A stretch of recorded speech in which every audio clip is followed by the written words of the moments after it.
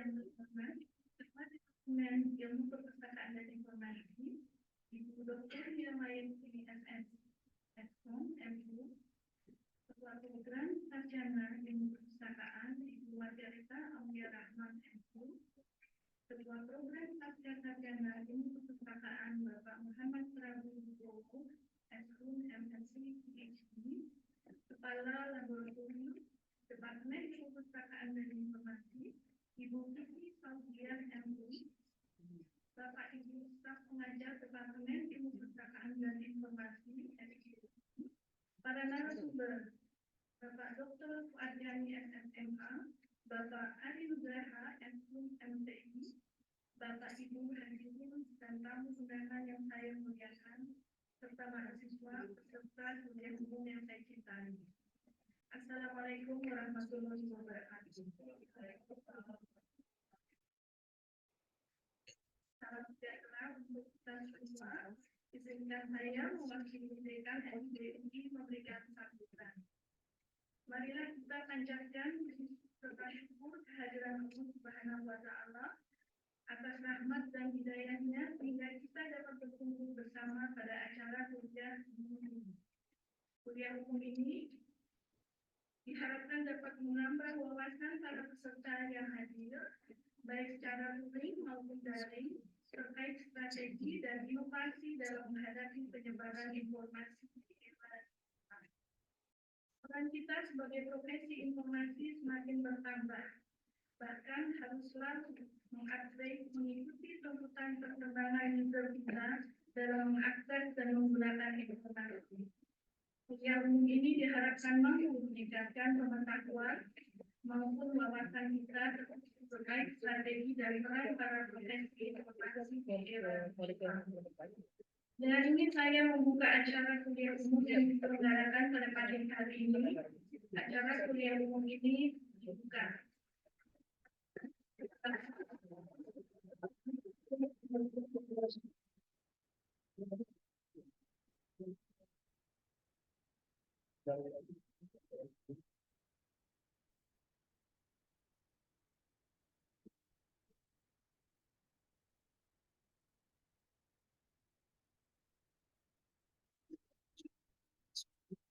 Baik, sebelum melanjutkan ke sesi pemaparan materi, kita akan membuka sesi foto bersama terlebih dahulu. Kepada tim dokumentasi dipersilakan untuk maju ke depan, dan untuk para peserta yang hadir secara daring dimohon untuk menyalakan kameranya.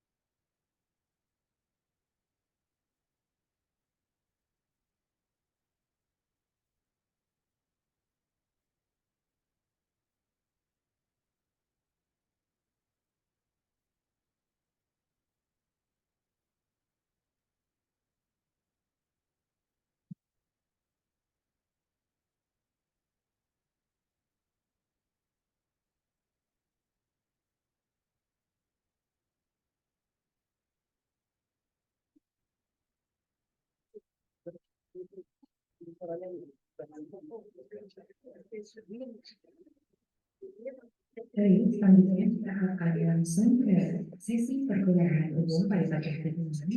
Kita akan segera memulai pemaparan umum yang akan dimulai oleh Mbak Fiasa Firdausi Asmir, SIPUS MBUM. Kepada Mbak Afi dipersilakan untuk maju ke depan.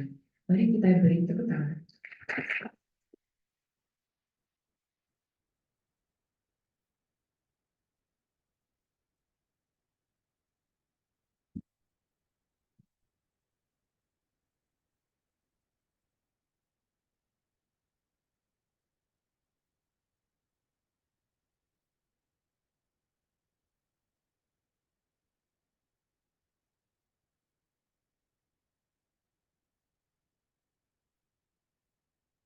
Terima kasih MC atas kesempatan yang diberikan kepada saya untuk dapat melanjutkan sesi selanjutnya, yaitu adalah kuliah umum dengan para narasumber yang tentunya nanti akan memberikan kita pengetahuan dan wawasan pengetahuan mengenai komunikasi dan juga bagaimana strategi kita bersama. Sebelumnya, selamat pagi. Assalamualaikum warahmatullahi wabarakatuh. Salam sejahtera bagi kita semua, salam Om Swastiastu, salam budaya dan salam kebajikan. Selamat pagi Bapak Ibu, para hadirin yang terhormat, Dr. Samara dan SMA selaku Manajer Sumber Daya Manusia Fakultas Ilmu Pengetahuan Budaya Universitas Indonesia, yang terhormat Dr. Muhammad SMF Komendum selaku Ketua Departemen Ilmu Pengetahuan dan Informasi Universitas Indonesia, yang terhormat Bapak Muhammad Kabungbu SMSPSI selaku Ketua Program Studi Ilmu Perpustakaan dan Informasi Universitas Indonesia, yang terhormat Dr. Fuad Beni SMMA dan Bapak selaku Ketua Senat Akademik Epidemiologi, dan Bapak Ari Nugraha Ekuman tadi selaku dosen epidemiologi. Terima kasih atas kesediaannya untuk menjadi narasumber dalam kuliah umum hari ini.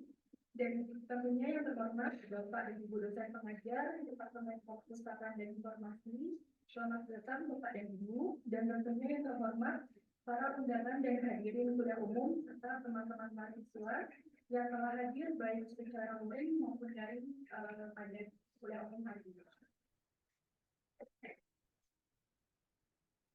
Baik, perkenalkan, saya Afi. Pada pagi hari ini saya akan mendapatkan kesukacitaan yang sangat luar biasa untuk dapat memandu jalannya diskusi kuliah umum yang diselenggarakan oleh Laboratorium Departemen Ilmu Perpustakaan dan Informasi Epidemiologi dengan tema kuliah umum yang sangat relevan dengan kondisi kita saat ini, di mana kita berada di tengah perkembangan teknologi sangat cepat, kemudian adanya pelimpahan informasi, sehingga saat ini sudah mulai berkembang tools untuk mengakses informasi dengan cepat dan sudah berbasis artificial intelligence. Sehingga dengan perkembangan saat ini menghadirkan tantangan-tantangan etika baru seperti deteksi anti-kritis atau penilaian yang kurang cermat terhadap informasi. Tentunya menjadi tugas kita sebagai profesional informasi untuk memahami seperti apa tantangan info detection dan teknologi statik yang kita hadapi saat ini. Sehingga dengan menghadirkan narasumber yang berkecimpung di bidangnya, pada hari ini kita akan mencoba mengungkap seperti apa pemikiran kritis dan inovatif yang saat ini dibutuhkan dalam menghadapi tantangan info detection dan teknologi di era digital. Tentunya harapan pemaparan dari narasumber pada saat ini dapat memantik diskusi yang hangat melalui pertanyaan dari para hadirin jika kita dijawab nanti. Baik, setelah hadir bersama kita, pembicara yang akan menyampaikan gagasannya, izinkan saya untuk mengundang para narasumber untuk hadir ke atas panggung kepada Dr. Fuad Beni SMMA dan Bapak Ari Nugraha SMMA. Persilakan menempati tempat yang telah disediakan.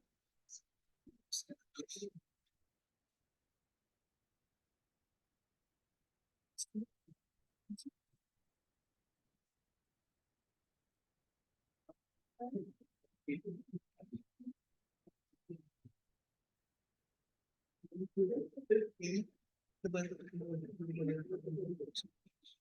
sudah diratakan di situ akan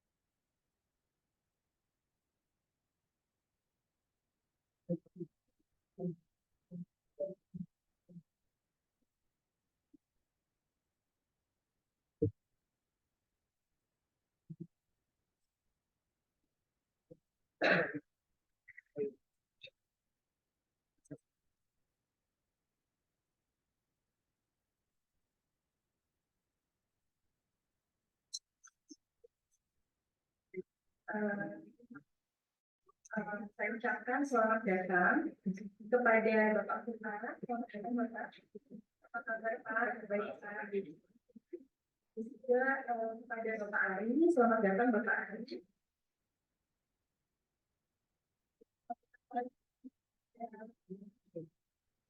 Baik, selanjutnya kita langsung masuk ke acara inti, yaitu pemaparan materi oleh narasumber yang akan berlangsung kurang lebih 15 menit untuk setiap pemaparan, di mana pemaparan pertama akan disampaikan oleh Dr. Fuad dari SSNA, dilanjutkan dengan pemaparan kedua dari Bapak Ari Lizana Ekskum FPI, di mana selanjutnya sesi diskusi akan kita buka setelah pemaparan dari kedua narasumber selesai.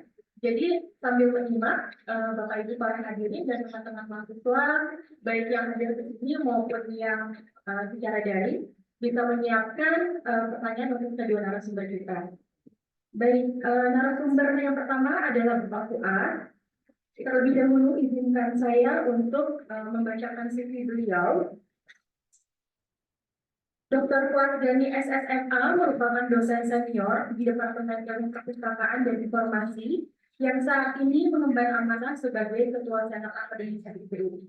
Hingga saat ini beliau sudah mengabdi selama 32 tahun sebagai dosen tetap PNS di FIB Universitas Indonesia, dan pada tahun 2021 beliau juga bergabung sebagai anggota Komisi Teknik Standar Perpustakaan Indonesia dan tim penulis Institutional Memory Perpustakaan Bank Indonesia. Penelitian terbaru beliau berjudul Kebutuhan dan Pendapat Pencari Informasi Mahasiswa Indonesia dan Malaysia di masa COVID-19 yang merupakan publikasi terinternasional di tahun 2022. Baik, kepada Bapak Fuad, dipersilakan untuk menyampaikan pemaparannya.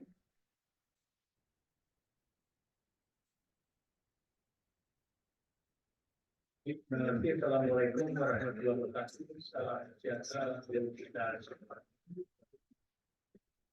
Pertama, terima kasih atas keberhasilan panitia dari kita ingin meningkatkan juga kita ini menjadi lebih kuat lagi, dan mudah-mudahan rencana untuk renovasi bisa terwujud sehingga bisa punya lab yang jadi model ini kata dan bisa lebih berdaya dalam kata meningkatkan pengembangan ilmu ini kata perpustakaan dan informasi.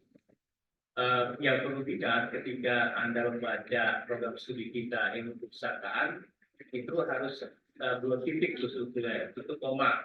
Jadi program studi ilmu perpustakaan dan informasi, karena kita dealing with information dan nah, kalau Anda ngecek di Google, judul saya ini memang tidak ada di Google.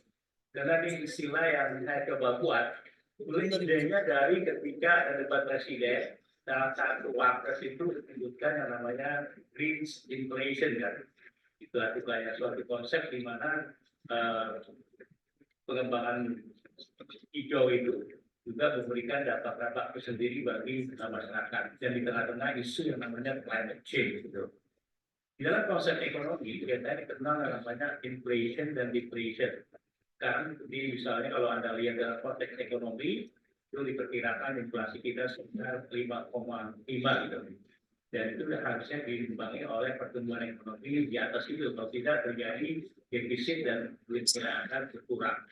Mungkin nanti dihajar lagi oleh nilai rupiah yang saat ini juga mulai berkurang. Dan juga kondisi ya, mudah-mudahan pemilu kita ini bisa selesai dengan damai kan. Sudah ada, kalau saya nanti pakai bisa jaket ini kan tinggal berangkat ke Jakarta jadi demonya kan gitu. Jadi sekarang ini jadi musim seperti ini. Nah, apa inflation itu? Pada prinsipnya adalah kita ini seperti tikus mati di lumbung padi, banyak tetapi tidak kelaparan ininya. Nah, inflation itu kalau Anda alami, kalau misalnya Anda berlangganan suka beli makanan di Shopee itu kan, apa yang Anda beli itu kan nanti akan terekam secara algoritma, nanti Pak Ari akan menjelaskan secara detail itu dan akan terlihat pola-pola.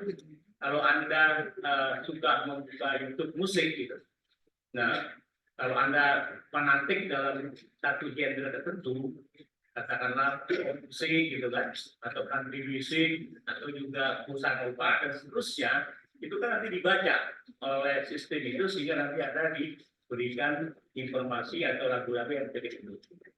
Nah, info di mereka ini juga konsep di mana sebetulnya aktivitas Anda di dunia maya itu dibaca. Jadi sebetulnya kita semuanya tidak ada yang bebas gitu. Walaupun apalagi kan Anda menggunakan Google ya. Google kan sudah transaksi Anda melalui email atau yang bentuk lainnya atau gimana apa yang Anda download kan dibaca oleh Google sehingga nanti menjadi semacam model. Nah, Google itu dalam pengolahan datanya tentu dia bisa menjual kepada pihak-pihak tertentu, tapi dia akan mempertahankan juga konsep privacy-nya. Kan tidak boleh disebutkan namanya. Jadi kita melihat pertama adalah bahwa kelimpahan data itu ternyata pelan-pelan tidak diiringi oleh semacam pedoman bagaimana kita menggunakannya dengan baik. Kemudian kita lihat lagi dalam mencapai tataran yang direncanakan. Nah, ini mengakibatkan para individu itu menjadi diam-diam sebetulnya Anda dineromankan oleh kekuatan dan itu dibikin kotak ininya, di frame. Kalau bahasa komunikasi atau politik Anda di frame, tapi di frame-nya Anda sendiri tidak berdaya untuk melakukannya. Jadi semua data itu dikelola oleh mereka dan Anda diamati itu. Kalau di Cina kan saya pernah beli voucher di Cina itu. Kalau di kita kan sekarang kan kadang-kadang Anda bisa beli ganti voucher setiap hari karena alasannya dengan harga yang murah sehingga ada seorang teman misalnya nomornya sering diganti kan. Tapi kalau di Cina itu Anda untuk beli voucher itu prosesnya itu hampir 3 jam. Anda akan diwawancarai oleh authorized outlet, kemudian mengisi form yang sangat panjang, dan setelah itu difoto. Nah, data Anda itu sudah terekam dalam sistem database di pemerintah China tentunya, sehingga nanti Anda di mana-mana itu diawasi oleh sistem yang membaca aktivitas Anda, kayak CCTV kan, tidak ada banyak pre-segmentation. Jadi sebetulnya itu negara-negara yang sistem peralihan seperti itu. Jadi kita tidak bisa macam-macam gitu dilakukannya. Karena semua data itu ada terekam. Dan China itu merupakan satu negara kan yang sebenarnya konsepnya adalah infodiffusion juga, yaitu semua yang diberikan kepada masyarakatnya itu semuanya tightly control. Misalnya di China itu kita bisa nonton di televisi hotel ada 50 channel. Anda bisa pindah-pindah itu. Akan tetapi 50 channel itu semuanya dalam bahasa Cina. Jadi even kalau Anda melihat film India, ya seharusnya ngomong Cina kan, karena semua diterjemahkan. Begitu ketatnya negara untuk hadir, sehingga apa yang Anda consume informasinya itu diatur. Dan kemudian bukan hanya American Zoo, setiap individu pun juga dikelola. Iya. Kalau kita kan masih beruntung, walaupun ada sebelum juga dikelola bukan sendiri kan, karena itu individu namanya di bidang cyber security. Itu saya kebetulan lagi membahas untuk kurikulum di kita ada di SKSU namanya kurikulum ilmu kepolisian. Salah satunya yang menarik adalah di ilmu kepolisian itu ada yang menyangkut cyber security. Dan itu diajarkan juga oleh program studi Kertanegara. Dan bahkan kalau tidak ada halangan itu di jurusan misalnya di kepolisian ada mata kuliah namanya menjadi detektif swasta. Jadi sekarang masyarakat juga diajarin untuk belajar menginvestigate ya kegiatan-kegiatan itu. Nah kemudian apa yang dikatakan dari seorang hanya bersebut dengan keyakinan dan opininya. Jadi sebetulnya dalam konsep infodictation itu, Anda pernah dengar lagunya Leto, Ruang Rindu? Pernah? Itu kan lagu bagus tuh. Anda pernah dengar? Dengar lagunya bagus tuh. Jangan hanya lover, dalam sweet gitu. Nah, ya. Tapi Ruang Rindu juga bagus itu kan. Anda pernah dengar? Itu lakukannya. Jadi ruang rindu kalau kita Anda itu sekarang sebetulnya bukan hanya di ruang rindu, ada tapi di ruang gema. Nah, ruang gema itu maksudnya adalah bahwa Anda itu sebetulnya diberikan informasi dan informasi itu hanya dapat meyakinkan apa yang Anda pikirkan. Jadi dikontrol apa yang Anda mau, tapi berdasarkan perilaku, informasi, dan information needs yang Anda selama lakukan. Jadi demikian luar biasanya untuk yang ini. Dan tidak tetapi adalah Anda tidak punya sebetulnya gagasan alternatif di kotak-kotak kayak gitu. Kemudian dikendalikan. Kemudian Anda menjadi orang partisian. Seperti kemarin kan pemilu itu kan pendukungnya paslon 1 akan mendengarkan semua informasi menyangkut paslon 1 di frame itu. Kemudian yang 2 dan 3. Sehingga kalau kita tidak nanti melakukan factual critical thinking dan ini kita akan menerima bahwa yang kita pilih itu yang paling benar kan. Nah ini kita lihat dalam proses itu. Nah biasanya itu ada teorinya namanya selective exposure theory. Artinya adalah bahwa biasanya orang ingin mendengar, memilih informasi yang dia sukai, kayak gitu. Kemudian dia akan mengambilnya. Biasa kan gitu. Kalau Anda misalnya saya mendengar pertandingan sepak bola, itu berita kalau tim kita kalah, itu malas bacanya kan. Jadi muka itu saya jarang baca berita sepak bola tentang berita, karena pasti beritanya tentang kalah kan. Jadi itu yang menjadikan dari maunya ya exposure. Kalau Anda pendukung Manchester United, mau berita tentang Manchester United, tentang Liverpool tidak mau didengarkan. Karena Anda dikenakan supaya sebagai sesuatu selektif. Anda sudah menseleksi mana yang Anda butuhkan atau tidak. Dan itu didukung oleh tadi kemampuan artificial intelligence yang kuat. Nanti bacanya ini aja, kita lebih baik baca nanti diskusi. Jadi misalnya seorang yang ingin ingin langsing gitu kan, kayak gitu. Atau kalau wanita sekarang kan maunya kan juga glowing kan, ininya, dan juga menjadi putih. Kan karena itu produk whitening itu lebih laku dari produk brightening kan. Brightening itu apa? Biasanya untuk rambut gitu kan. Ininya. Jadi jangan terbalik-balik makanya. Yang whitening itu untuk di muka, atau yang brightening untuk di rambut dan dilakukannya. Nah, ketika Anda mencari tadi informasi tentang diet, biasanya Anda memilih informasi diet itu yang toleran terhadap perilaku Anda. Santai gitu kan, makannya murah dan seterusnya, itu di kontekstual, di framing oleh pikiran Anda sendiri, sehingga Anda memilih saran-saran yang sebetulnya itu sesuai dengan harapan Anda. Misalnya di kita ada dulu potong bayi, jadi harus ritualnya adalah Anda kalau makan duluan mana? Buah, makan atau makan dulu nasi baru buah. Kalau menurut potong bayi apa? buah dulu kan. Selama ini kan kalau anak makan di mana-mana makan nasi dulu baru buah, karena konsepnya buah itu sebagai apa? Cuci mulut kan. Nah itu yang dikonstruksi. Tapi menurut Bung salah, kita harus makan. Dan itu juga ada urutannya kan, prosedurnya. Nah kalau Anda nggak setuju dengan selama ini kayak gitu, ya nggak mau. Pokoknya adalah dia yang makan dulu baru buah. Jadi itu yang kita pilih, yang dilakukan oleh dibaca. Dan ada harus diawasi oleh kekuatan tadi teknologi. Nah ini kita melihat ya Donald Trump yang bisa kemungkinan menang lagi jadi presiden Amerika Serikat. 2016 dia menang, gitu kan? Kemudian dikalahkan oleh Biden. Dan sekarang juga walaupun masalahnya banyak kayak gitu kan, dari kasus nanti Biden itu ada bidang kita yang menyangkut disclassified information, ya kan lagi dikejar-kejar karena dia membawa dokumen yang ada di negara yang sebetulnya tidak boleh dibawa oleh private-nya kayak gitu. Nah, Donald Trump ini salah satu penelitian itu menarik karena pemakaian Facebook di 2016 sudah dilakukan. Semuanya di frame. Isunya adalah bahwa kita menjadikan Amerika Serikat itu harus memperhatikan para komplot imigran. Karena kalau di imigran, ya di Amerika Serikat itu kan mereka sangat menghormati HAM. Tidak kayak kita, fungsi Rohingya itu datang kemudian dimarah-marahin gitu kan.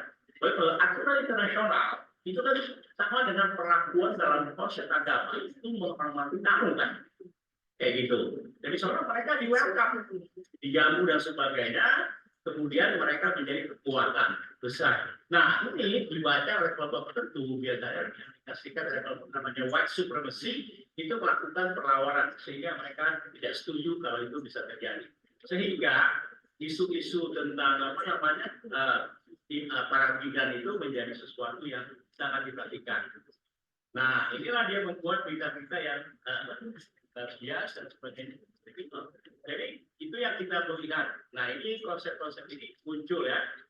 Ada penelitiannya tentang dari BBC, kemudian dari kelompok-kelompok lain, sehingga ini menjadi. Nah, salah satu adalah bidang kita empower the population with the literacy and knowledge.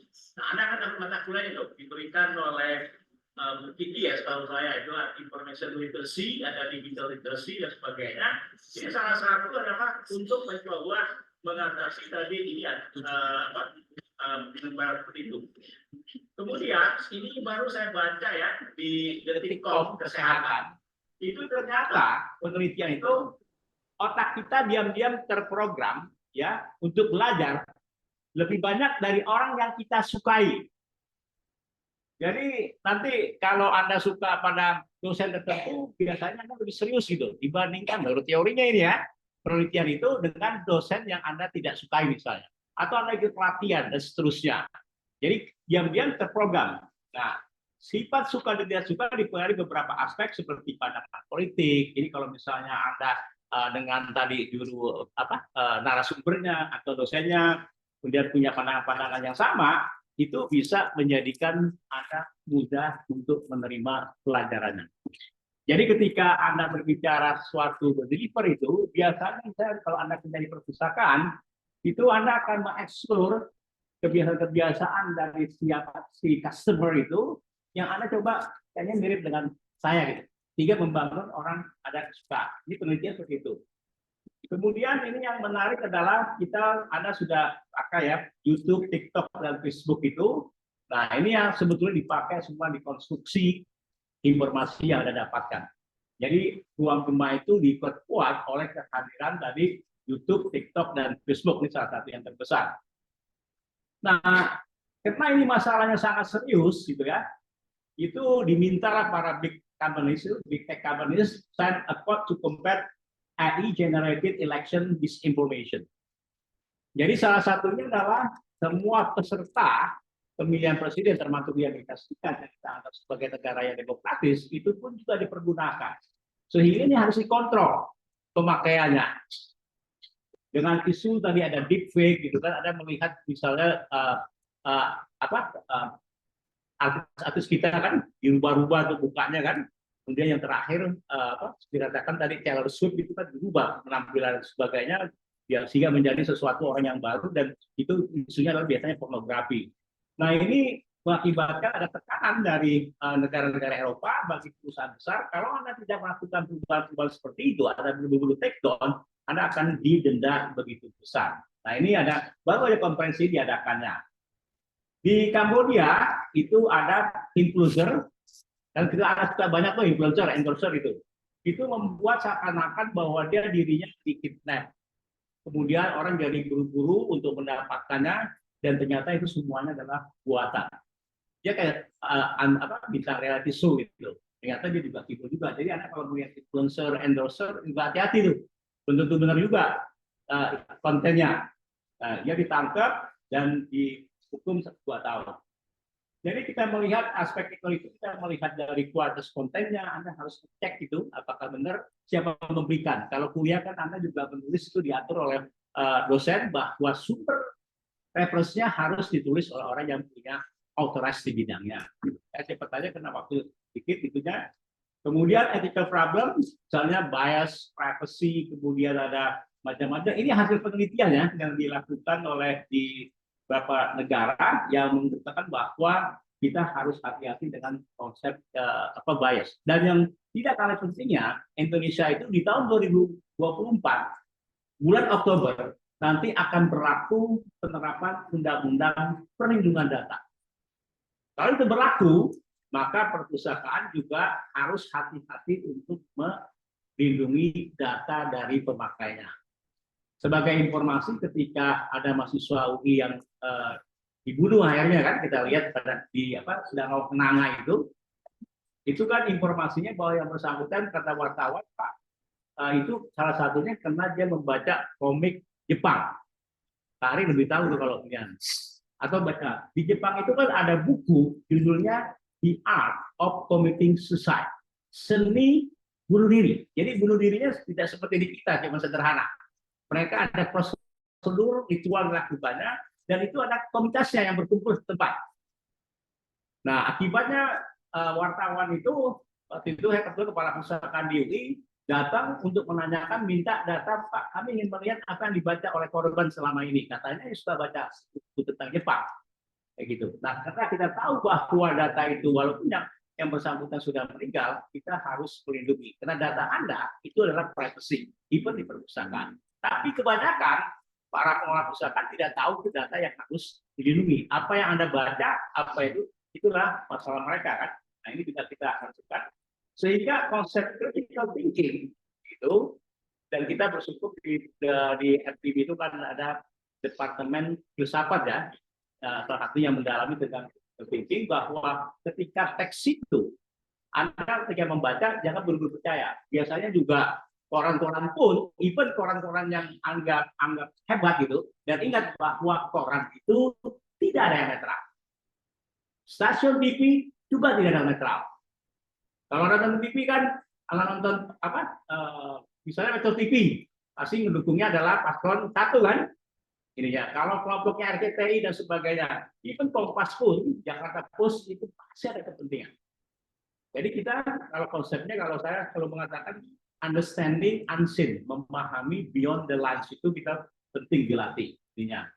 Kemudian di tengah-tengah itu ada innovative thinking yang kita bisa lakukan, yaitu nanti kalau Anda membuat konten, kemudian berdiskusi, tadi kalau dosen menugaskan Anda misalnya kuliah tim, itu supaya muncul innovative thinking-nya dan critical-nya. Jadi kalau dikerjakan oleh 3 orang 2 orang, jangan satu jadi free rider kan, tetapi dia harus juga membantu konsep-konsep pemikiran. Nah, ini yang kita harus lihat sehingga memastikan bahwa ketika Anda diberikan informasi, ada konsep yang juga ada critical thinking. Dalam prakteknya itu tidak mudah. Karena Anda sering juga begitu hebatnya mereka melakukan informasi-informasi. Misalnya kalau Anda buka sesuatu iklan, kemudian iklan yang bersambungan itu bisa akan muncul secara terus-menerus. Dan iklannya sangat bagus kan, ada promosi, ada diskon dan sebagainya, sehingga Anda kena jebakan daripada informasi. Ini kita harus perhatikan. Jadi itu yang harus kita inikan. Nanti kita memberikan, tadi ada ruang gema, ada ruang itu, nanti setelah itu kita ada ruang diskusi. Terima kasih. Assalamualaikum warahmatullahi wabarakatuh. Waalaikumsalam.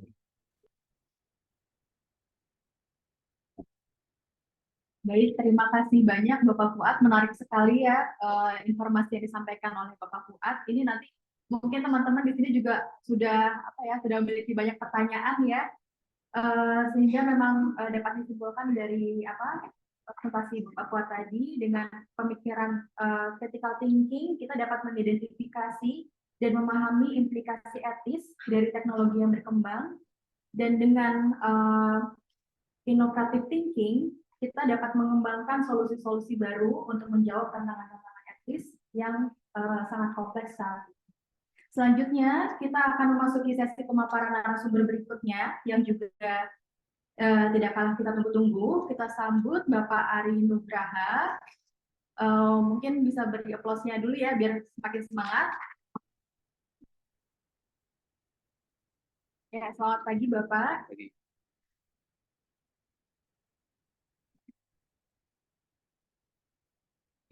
Baik, sebelum memulai pemaparan, kita akan mengenal terlebih dahulu sosok Pak Ari yang akan saya sampaikan secara ringkas, di mana Pak Ari telah menyelesaikan pendidikan sarjana dan magister di Universitas Indonesia. Saat ini sedang menyelesaikan pendidikan doktoral di University of Tsukuba, Jepang, dengan mengambil program studi Graduate School of Library Information and Media Studies.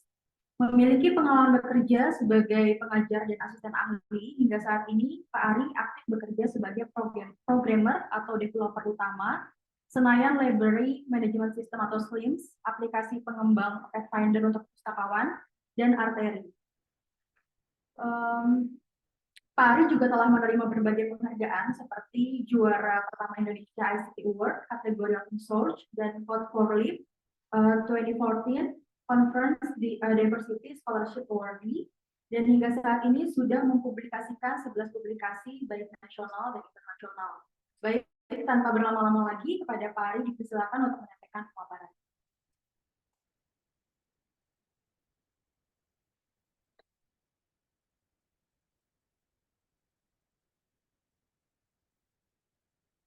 Saya hostnya disable ya. Share. Ya, saya mau share screen nggak bisa.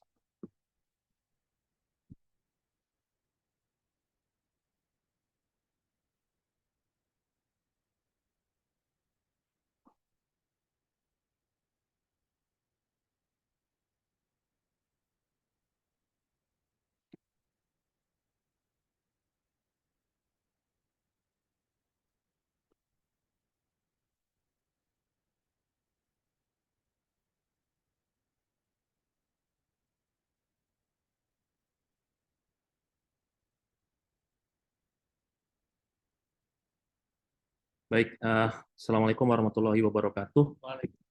Salam sejahtera bagi kita semua. Selamat pagi semuanya, teman-teman semua. Terima kasih untuk kehadirannya, baik secara luring maupun daring. Sebuah kehormatan bagi saya diundang untuk berbagi terkait dengan topiknya yang ingin saya sampaikan. Di sini kebetulan topiknya adalah Artificial Intelligence, the Strategic Roles of Information Professional. Jadi mungkin saya akan mulai dulu dengan sebuah quote, ya, sebuah quote yang saya dengar pertama kali waktu saya kuliah S1 jurusan ilmu perpustakaan di sini. Saya ingat dulu suatu sore, saya sedang duduk di mata kuliah teknologi multimedia. Dulu diajar oleh almarhum Ibu Kalangi. Almarhumah Ibu Kalangi. Dan Ibu Kalangi saat itu, salah satu quote yang saya ingat sampai sekarang adalah change is the only constant. Bahwa di dunia ini sesuatu yang tidak akan pernah berubah adalah perubahan itu sendiri. Change is the only constant. Artinya apa? Artinya perubahan itu pasti terjadi. Kita tidak akan pernah bisa mencegah namanya perubahan. Oke. Yang jadi masalah adalah ketika segala sesuatu di sekitar kita berubah, tetapi kita tidak bisa ikut berubah. Jadi ini adalah suatu quote yang menurut saya sangat powerful ya. Change is the only constant. Bahwa konstanta di dunia ini yang tidak akan pernah berubah adalah perubahan. Nah, kalau kita bicara soal artificial intelligence, ya, saya berangkat dari definisi yang terlebih dahulu. maka kita bisa bilang bahwa artificial intelligence ini adalah suatu program atau pemrograman dan pengembangan dari komputer untuk melakukan pekerjaan-pekerjaan yang biasanya dilakukan oleh manusia secara intelijen. Ya, biasanya tuh manusia kan kita tindakan intelijen kita adalah melakukan pengambilan keputusan, ya, mengenali sesuatu, ya, mempersepsi sesuatu secara visual, mentranslate bahasa, ya, bicara dan punya emotional feelings. Jadi artificial intelligence itu mencoba menerjemahkan apa yang kita punya di kepala kita dan di feeling kita ke dalam kode-kode program, ya, dengan algoritma-algoritma tertentu. Oke. Nah, kalau kita bicara soal artificial intelligence, maka kita akan bicara juga soal topik-topik berikut ini. Pertama, yang sedang sedang hype itu mungkin machine learning, ya. Kedua, yang sudah cukup lama, ya, computer vision. Ketiga, yang juga sudah cukup lama, natural language processing atau NLP. Keempat, itu speech recognition, dan yang lebih hype lagi zaman sekarang, yang sudah kita pakai sehari-hari adalah generative AI. Jadi ini adalah branch atau cabang-cabang dari artificial intelligence yang saat ini sudah kita gunakan di seluruh lini kehidupan kita. Ya, tanpa kita sadari ini semua sudah ada, ya. Machine learning misalnya, machine learning ini sudah ada mungkin sejak zaman kita punya akun Google. Ya, jadi kan belakangan ini adalah kita bicara soal privacy. Bahwa Google itu ketika kita login ke akun kita di Google, maka ketika kita menggunakan beberapa apps-nya dia, Google Maps, ya, Google Search dan Google yang lainnya, maka Google akan secara otomatis menyimpan track record dari apa yang kita lakukan, apa yang kita search. Ya, semua disimpan di database-nya Google untuk kemudian dilatih ke komputer bahwa untuk melihat kebiasaan orang ini sebenarnya setiap hari ngapain. Misalnya tiap hari teman-teman dari rumah atau dari kosan buka aplikasi ride hailing atau misalkan entah itu Grab atau Gojek misalnya. Ya kan? Setiap kita melakukan order pemesanan, itu kan data kita pasti disimpan oleh mereka. Tujuannya apa? Tujuannya mereka akan menggunakan data kita untuk melatih komputer mereka melihat kebiasaan kita apa saja behavior kita setiap hari. Ya. Jadi pada akhirnya kita setiap hari akan diberikan saran-saran yang sebenarnya kita nggak minta tapi tiba-tiba muncul. Misalnya kalau di Google Search misalnya, kita nggak minta itu, tapi tiba-tiba di samping muncul, mungkin Anda tertarik dengan topik ini. Oh iya, kayaknya saya juga sebenarnya pengen yang ini nih. Dia bisa tahu? Ya karena dia mempelajari track record kita. Oke. Computer vision adalah bagaimana komputer itu mempersepsikan apa yang dia lihat. Sensornya apa? Sensornya sekarang kan kamera. Oke. Kamera atau kalau kita tahu perusahaan mobilnya Elon Musk misalnya Tesla, dia selain pakai kamera pakai juga namanya sensor lidar sensor misalnya. Ya, jadi misalkan kalau nggak salah iPhone 13, 14 Pak Parbu ya. Itu sudah ada lidar sensornya di handphone kita. Jadi dia bisa mendeteksi environment kita. Oke.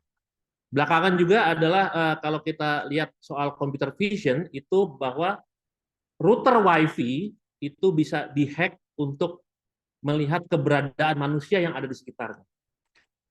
Itu berkat apa? Berkat teknologi-teknologi seperti machine learning. Oke. Natural language processing digunakan biasanya untuk translation, penerjemahan. Kita semua udah pasti gunakan entah itu Google Translate, entah itu DeepL, entah itu kita pakai ChatGPT untuk translate. Ya, itu menggunakan natural language process. Speech recognition juga ya.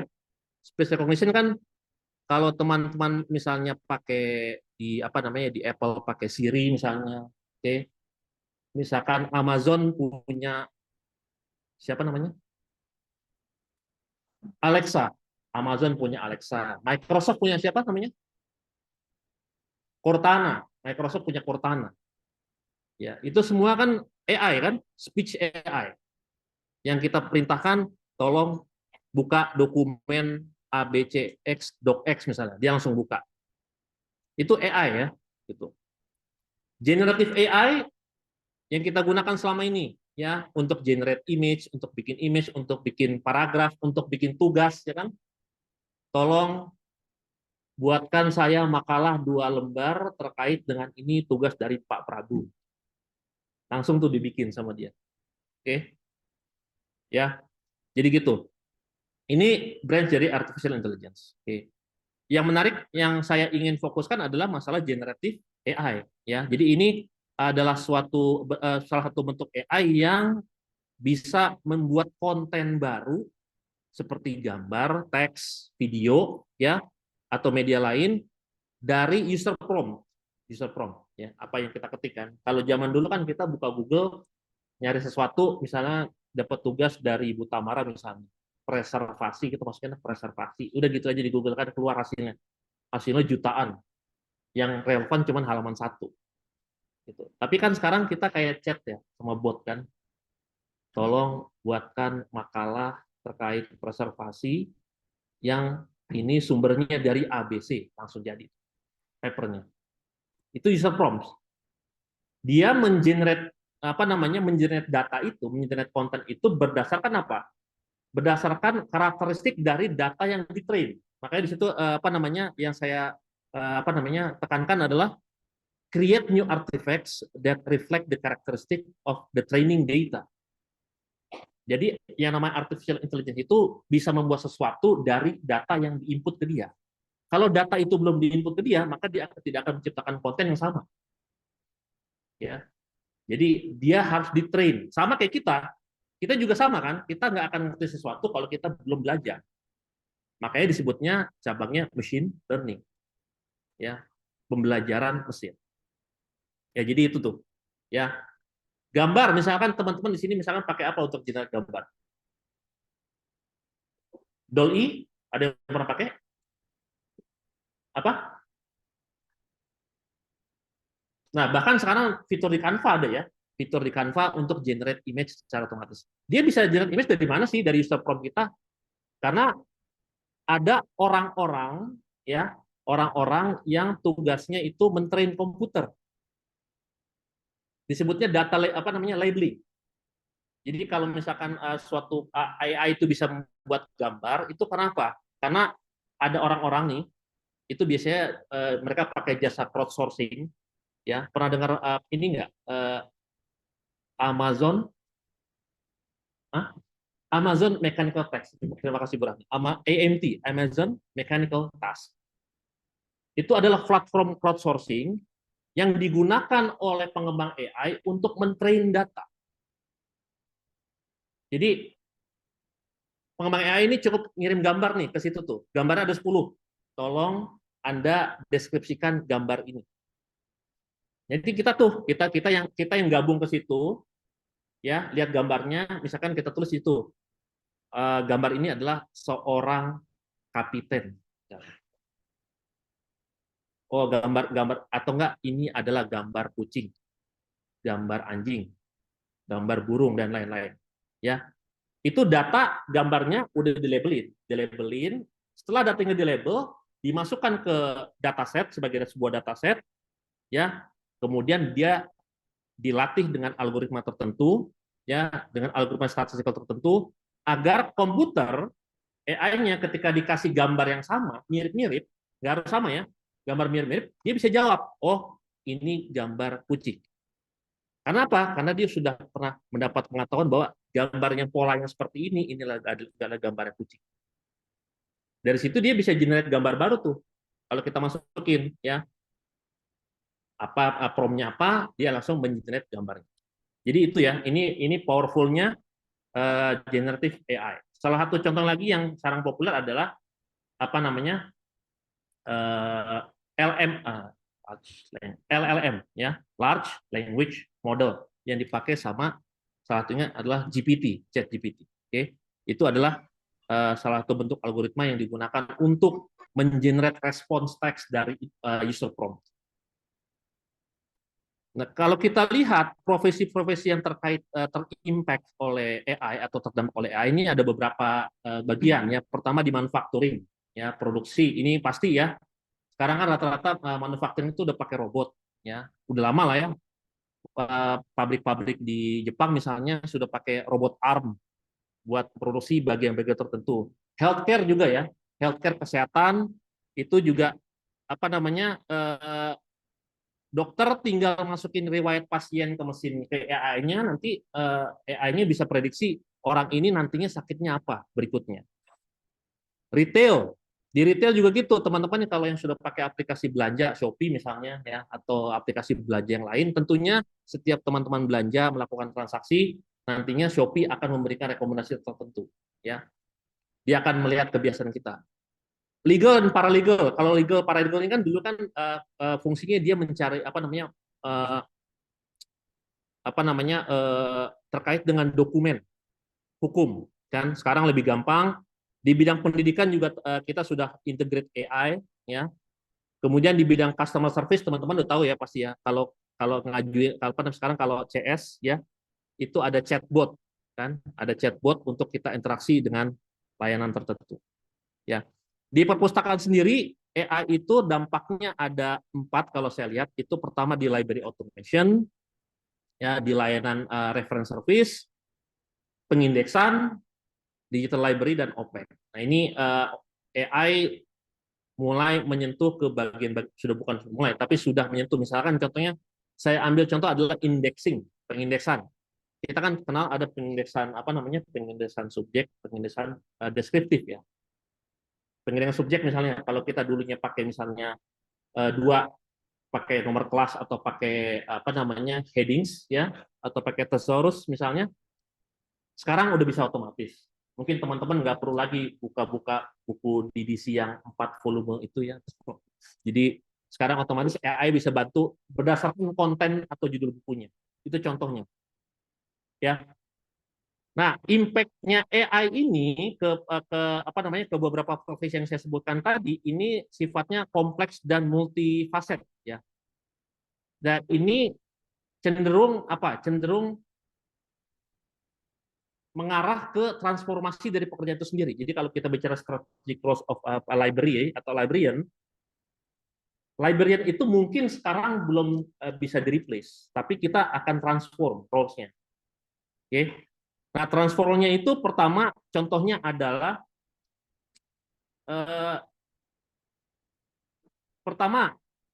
terkait dengan information atau data curation and management. Kan ke teman-teman nanti kita setelah misalnya teman-teman program studi ilmu perpustakaan ini lulus, bisa jadi kerjanya bukan hanya ngurusin informasi tapi juga ngurusin data. Kan sekarang data juga penting ya Pak Fuad ya.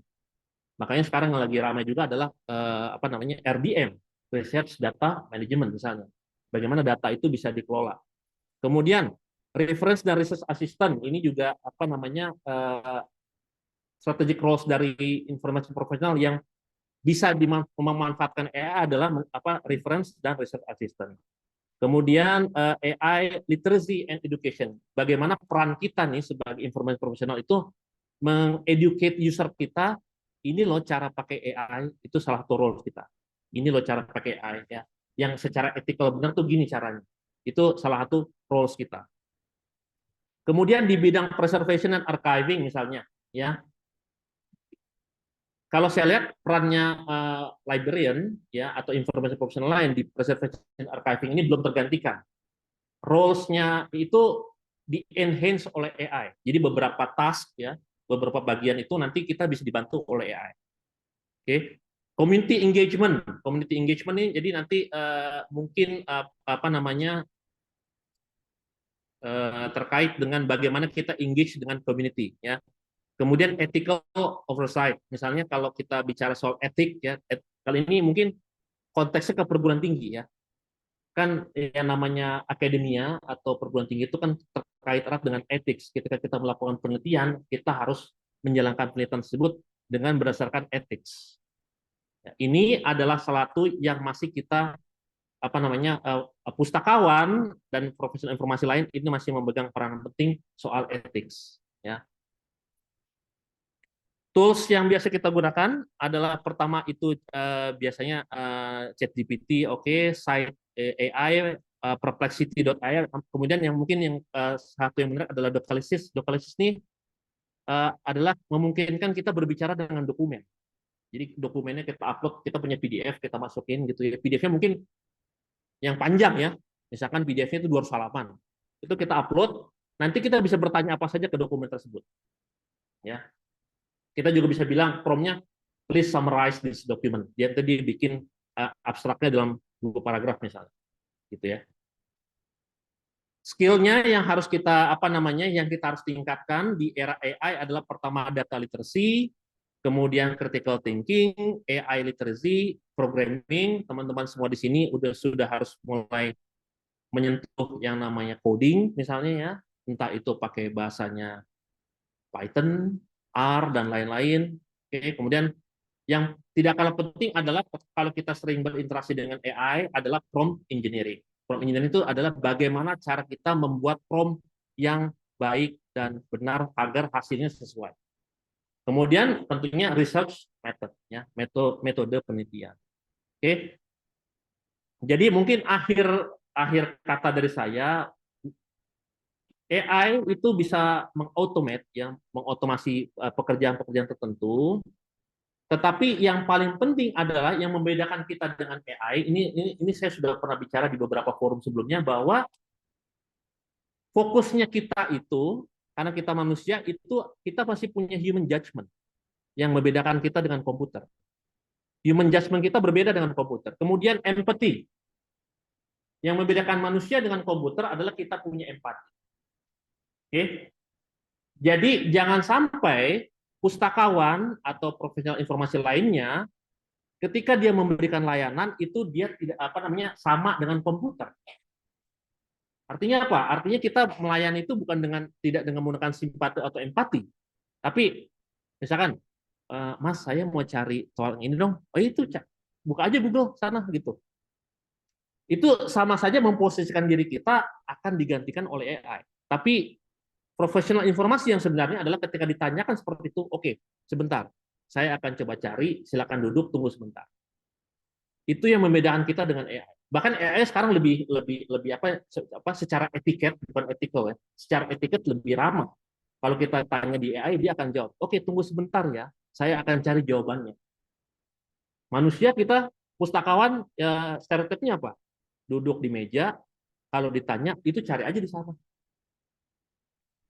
Jadi kalau roles kita tidak mau digantikan oleh AI, maka human judgment kita, empathy kita, dan ethical kita itu harus lebih tinggi daripada AI. Jadi itulah penekanan dari saya terkait ini. Terima kasih atas perhatiannya. Assalamualaikum warahmatullahi wabarakatuh.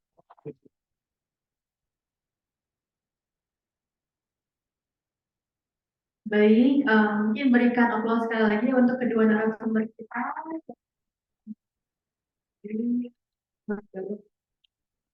Dari pemaparan Pak Ari tadi kita dapat menyimpulkan bahwa secara keseluruhan peran strategis profesional informasi dalam era AI melibatkan informasi yang efisien, kemudian analisis yang tepat dari data dengan tadi peran-peran kita sebagai data curation and management, kemudian reference and research, arsitektur AI literasi dan education, dan juga nantinya kita dapat melakukan pengembangan sistem informasi yang inovatif, mengembangkan pemikiran etis, serta pendidikan dan pelatihan yang memadai, tentunya dengan mengembangkan data literasi, AI literasi, programming, dan juga research method.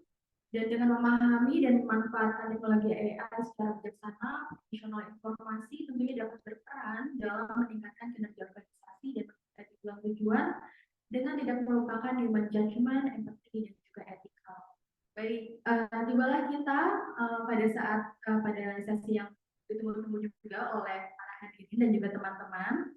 Kita akan memasuki sesi tanya jawab dan di sini saya akan buka 3 pertanyaan terlebih dahulu ya untuk para hadirin yang hadir di sini terlebih dahulu.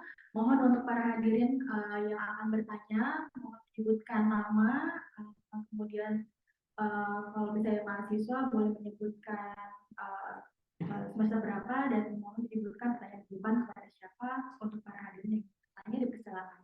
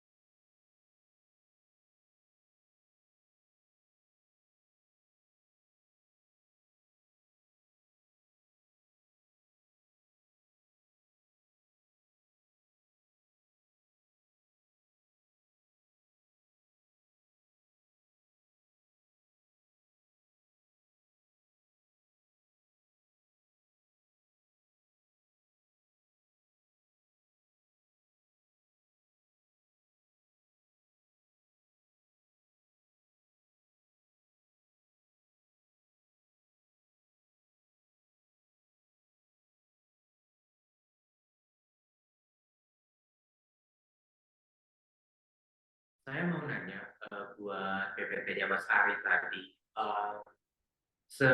ketika seorang pustakawan atau librarian itu mengarsipkan sebuah buku atau mencatatnya itu, seberapa dalam dia mengkaji itu sehingga dia bisa mengetahui tautan-tautan atau referensi-referensi yang mungkin cukup vague tetapi masih berkaitan dengan buku lain, dan apakah AI di masa depan bisa mengaitkan itu, misal dalam suatu memoir gitu, seseorang bisa menuliskan secara vague referensi ke buku lain, menyanggah buku lain. Ini kan biasanya seorang manusia yang bisa mengenali pola-pola ini. Sementara AI dengan semua kecanggihannya, mereka pasti kadang belum bisa membedakan sinyal dengan noise. Apakah kedepannya AI bisa mempunyai kemampuan tersebut dan apakah mempunyai dampak pada pekerjaan sekarang? Terima kasih, Mas.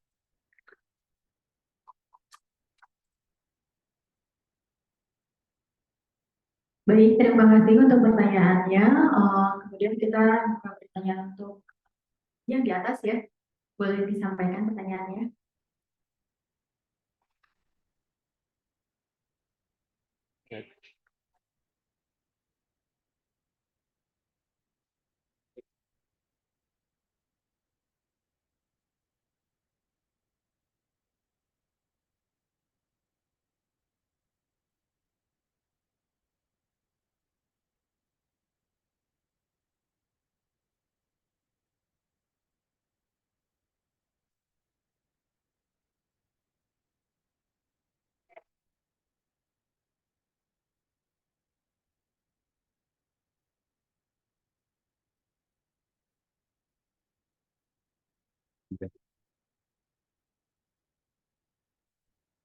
Baik, terima kasih untuk ketiga penanya. Yang pertanyaannya ini menurut saya juga cukup menarik untuk dijawab oleh para narasumber kita.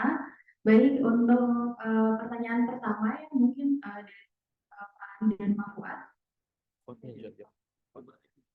Baik, untuk pertanyaannya dari Monica, jadi bagaimana peran AI untuk profesi informasi pada prodi kita, di mana berdasarkan kerangka DIKW, ini kita mengacu ke data analis, sedangkan masih abu-abu. Seperti apa kesempatan apa yang dapat kita proyeksikan atau bayangkan di masa depan untuk prodi kita?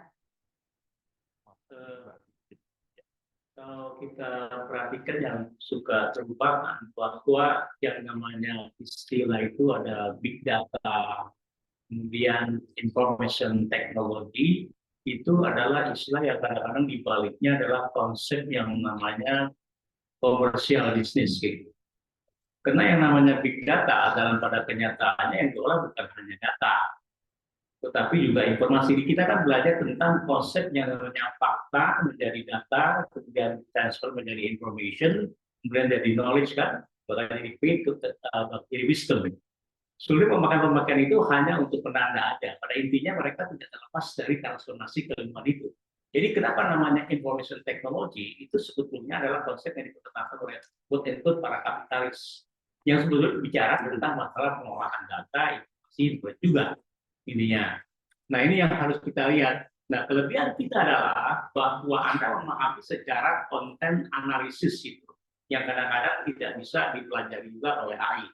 Nah, ruang-ruang inilah yang maksud saya adalah itu bisa Anda manfaatkan. Karena kalau tidak, ke depan itu memang dengan penggantian dari tadi kita lihat robot gitu. Beberapa waktu lalu saya misalnya mengunjungi pabriknya Hyundai di Cikarang gitu. Kita boleh masuk tapi semua pakai pakaian khusus karena kan tidak steril. Jadi bukan masuk ke ruang ICU aja, tetapi di ruang itu kenapa? Takutnya kan membawa debu. Kalau debu itu merusak untuk pengecatan. Jadi semuanya sudah tidak ada human di situ dan presisinya sangat tinggi. Tetapi yang kenyataannya ketika kami pergi kepada untuk finishing touch-nya untuk mengecek lampunya, ininya dan kenyamanan itu pakai manusia juga dan termasuk test drive-nya. Jadi tentu ada satu ruang untuk Anda melakukannya. Nah ini tergantung bahwa tadi yang Pak Ari katakan bahwa TI itu ya ininya artificial intelligence kan sulit mengidentifikasi mengolah data yang tergantung yang di-train. Misalnya kalau Anda memakai ChatGPT menanyakan tentang pertama gini, dia kalau gimana siapa yang menang gitu, dia akan mengatakan saya tidak punya datanya, itu yang menang di Trump itu. Dan yang kedua kadang-kadang saya akan dilatih hanya untuk tahun 2022, sementara pemilu sudah ada 2024. Nah tadi menyambung pertanyaannya tadi Mas Abi, di UI itu sudah mengatur pemakaian dari AI itu dalam konsep pemakaian ChatGPT. Sudah dibuat itu aturannya. Salah satunya adalah bahwa pada intinya pemakaian ChatGPT itu diperbolehkan. Tetapi Anda harus menyebutkan juga sumbernya dan jangan lupa bahwa keahlian membuat prompt itu sebenarnya dari prompt engineer itu juga menentukan. Karena Anda harus belajar membuat konstruksi pertanyaan yang juga mengarahkan, tapi tetap harus menyebutkan sumbernya. Jadi guru besar UI itu sudah untuk menyadari bahwa kalau makin dilarang itu makin susah, kayak gitu. Karena kita pernah juga pemerintah ya pernah mencoba untuk mengatur untuk penomoran. Bahkan kalau kita lihat dari kementerian semuanya adalah Ini juga ada temuannya. Orang Indonesia itu adalah orang yang paling senang menonton situs porno. Ya, mungkin ada salah satunya. Itu menurut data loh. Dan apa yang dilakukan oleh kementerian adalah mencoba untuk memblok situs itu, tapi satu situs di blok 10 yang muncul. Jadi percuma juga kan. Jadi apa ya Pak? Memberikan edukasi, literacy. Itulah peran para information profesional untuk memberikannya. Nah, artificial ini makin hebat karena terakhir saya dapat informasi bahwa itu artificial itu di training untuk melatih mengidentifikasi penyakit jantung yang potensial. Jadi di dunia itu lab membuat jantung buatan. Jantung buatan itu dipelajari, kemudian nanti dia bisa memberikan Anda ini calon sakit jantungnya apa. Itu dilakukan. Bahkan kalau di rumah sakit, dulu kan kalau Anda kuliah di rumah sakit, yang paling pusing adalah apa? Mencari mayat kan, jenazah. Nah, itu susah tuh, mahal. Paling-paling kan orang-orang yang kesian nasibnya tidak diketahui. Tapi setelah itu ada orang yang ingin menyerahkan tubuhnya, dirinya untuk diiris-iris, dibuka-buka, rinci sampai itu kan, kemudian dikonstruksi sehingga nanti bisa dikonstruksi lagi menggunakan artificial intelligence-nya. Jadi kalau jantung, tak diputar jantung dibesarkan, dikecilkan dan sebagainya. Bahkan menurut informasi ya, kalau Anda melihat tentang kemajuan teknologi, dulu kan ada konsep yang namanya kalau orang di lahir pakai apa sesar, ya kan? Sesar itu kan teorinya kalau orang sesar dulu ya tidak boleh 2 kali kan, karena vertikal kemudian horizontal. Sekarang itu kedokteran memungkinkan kalau orang itu tipenya akan harus lahir dengan sesar, itu dibuat semacam kayak resletingnya. Jadi kalau dia lahir, tak dibuka aja, ini lagi ininya. Jadi begitu luar biasa. Ya. Kalau saya melihat ya pengembangan teknologi yang ke depan itu, sehingga nanti orang menanyakan apakah nanti adalah generasi dehumanize, jadi sentuhan manusianya makin hilang. Tapi Pak Ari katakan yang tidak terlatih oleh robot itu adalah rasa, dan itu tidak terganti. Karena sampai sekarang ada robot laki perempuan saling jatuh cinta kan, karena nggak ada perasaan gitu. Tapi nggak tahu pada satu hari ya, dilatih kayak gitu. Itu kira-kira. Baik, sudah lumayan tercerahkan ya untuk Monica ya. Jadi sekarang kita coba minta pendapat juga dari Pak Ari, karena tadi pertanyaan untuk Pak Ari juga ya. Ya mungkin Pak Ari ada pendapat. Ya baik, mungkin terkait dengan peluang apa namanya kalau kita bicara soal profesi ya, soal tadi bicaranya soal data analis gitu. Memang kan seperti saya sebut tadi, peran kita itu juga sudah mulai bergeser dari yang tadinya juga pengelola informasi. Dalam hal ini mungkin informasi itu formatnya dokumen gitu ya. Juga kita juga harus mulai merambah bagaimana kita mengelola yang namanya raw data. Oke, jadi makanya tadi kan kita bicara kalau dikaitkan dengan perguruan tinggi ya, dan mungkin nanti juga di tempat yang lain, maka kita bicara soal research data management (RDM). Nah, ini salah satu hal yang sampai sekarang itu belum rapi. Karena apa? Karena kita bisa juga treat data itu sekarang, data atau kumpulan data, zaman sekarang terminologinya dataset gitu misalnya. Kita bisa anggap dia itu juga sebagai sebuah entitas. Entitas ini apa? Entitas ini kita juga bisa indeks. Di indeks kita berikan metadatanya, kemudian kita berikan juga dia misalkan kata kuncinya, itu apa namanya? Tentunya AI bisa membuat itu secara otomatis ya, tetapi tetap tadi human judgment kita, oh data ini terkait apa sih? Data ini terkait apa, itu masih penting. Jadi teman-teman semua di sini memang diharapkan nanti juga meningkatkan kompetensinya untuk data manajemen data ya, gitu. Jadi silakan di treat data itu juga sebagai sebuah entitas informasi. Nanti itu bisa dikasih metadata, bisa juga dikasih apa? Bisa juga diindeks oleh kita. Oke. Karena gini,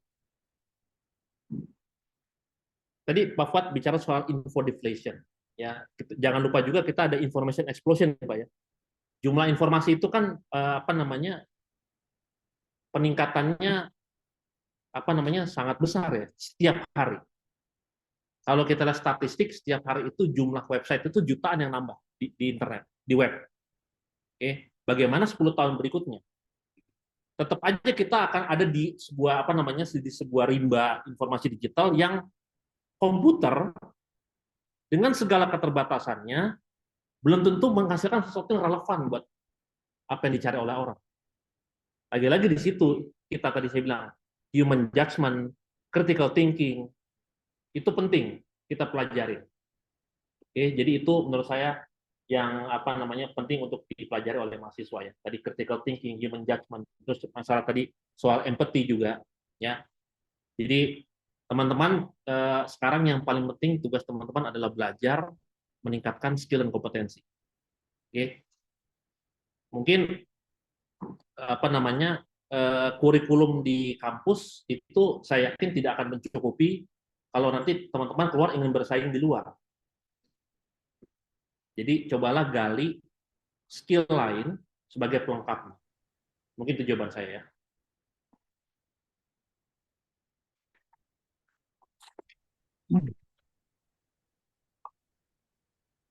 Baik, terima kasih Pak Ari untuk jawabannya. Jadi memang kita sebagai ahli informasi memang harus meningkatkan kemampuan literasi kita ya, karena itu tadi kita mempunyai masih mempunyai judgment empati yang itu merupakan suatu kelebihan untuk kita. Lalu untuk pertanyaan kedua ini dari Andre, ini terkait dengan keakuratan referensi di AI ya, tentang kajian-kajian terkait literatur-literatur pada AI. Seperti itu, mungkin Pak Ari bisa jawab. Ya soal akurasi ya, tadi pertanyaan soal akurasi AI, apakah nanti AI bisa lebih akurat? Gitu pasti bisa. Pertanyaannya, karena gini lagi-lagi apa? AI itu tergantung dari data yang disuplai oleh dia. Jadi yang apa namanya? Mungkin kalau kita coba pakai GPT sekarang chat GPT misalnya kan ada jawaban dia mungkin yang kok kayaknya kurang pas gitu. Oh sekarang kurang pas. Tapi kan prompt yang kita berikan ke ke AI itu digunakan juga oleh pengembangnya untuk pembelajaran lebih lanjut. Jadi kalau dibilang AI nantinya mungkin akurat nggak? Mungkin akurasinya bertambah. Ya, silakan. Maaf Pak, kalau saya boleh memperluas pertanyaan saya. Maksud saya itu misal kita diminta misal kita minta AI nih, kita kasih prompt, tolong buat resensi novel. Ya. Misal novelnya novel Eka Kurniawan gitu Pak. Kan di dalam novelnya itu dia banyak referensi ke kontemporer Indonesia tahun berapa. Nah, meskipun si penulis ini tidak menyebutkan namanya secara verbatim, tapi kan kalau seorang manusia kita bisa langsung prediksi siapa sih karakter yang ini, siapa karakter yang ini. Nah, maksud saya AI ini kan dia memiliki keterbelakangan dalam membedakan sinyal dalam noise dalam beberapa faktor. Nah, apakah seorang pustakawan on the other mempunyai karena saya mahasiswa eksternal saya kurang tahu, tapi apakah seorang pustakawan di secara skill itu diminta untuk memiliki kemampuan dalam mengaitkan suatu informasi yang tidak secara verbatim diucapkan, sementara AI memiliki kemampuan.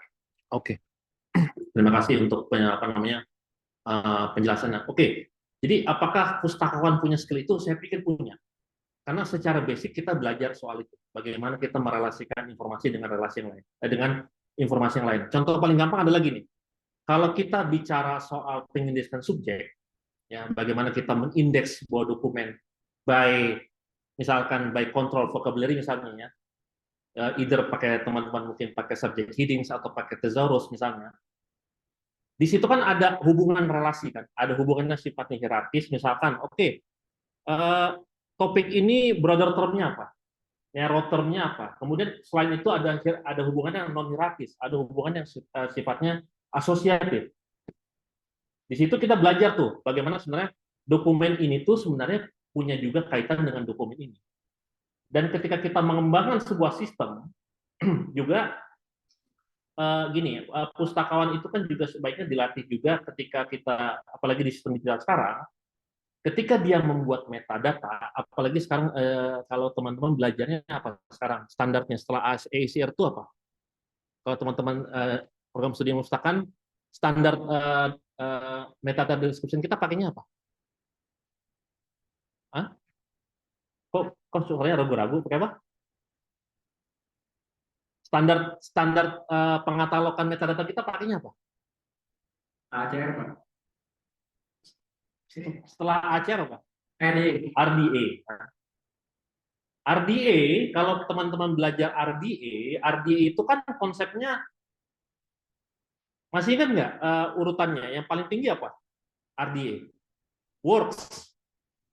Ya. Jadi kalau di RDA, works itu adalah sebuah karya. Karya itu bisa dimanifestasikan dalam bentuk apa aja? Oh, dalam bentuk teks, dalam bentuk drama. Jadi hubungan asosiasi itu memang skillnya harusnya skill pustakawan. Jadi dia antara menghubungkan satu judul dengan judul lainnya, works, expression, manifestation, item paling terakhir itu adalah tugas kita. Jadi tadi mesin akan sangat terbantu dengan kalau kita sudah membuat asosiasi seperti itu. Jadi by default, saya pikir kalau teman-teman belajar RDA, maka teman-teman akan secara otomatis mengasosiasikan satu informasi dengan informasi lain. Seperti itu. Baik, terima kasih, Pak. Sama-sama. Baik, sudah terjawab ya, Mas Andre dari Bapak. Apakah ada Ya, sebetulnya pertama gini, kalau saya melihat ChatGPT itu kan tools, dan dia hanya alat bantu. Tapi ketika misalnya ChatGPT diminta untuk meringkas novel-novel yang sudah lama, yang sudah terkenal, katakanlah dalam novel kayak Shakespeare, itu dia begitu pasif untuk mengidentifikasi. Kecuali Anda menanyakan kenapa akhirnya Romeo dan Juliet mati gitu kan berdiri mereka. Nah, dia memberikan, tetapi kalau itu sangat terstruktur. Tapi kalau Anda memberikan novel baru, dia juga bingung.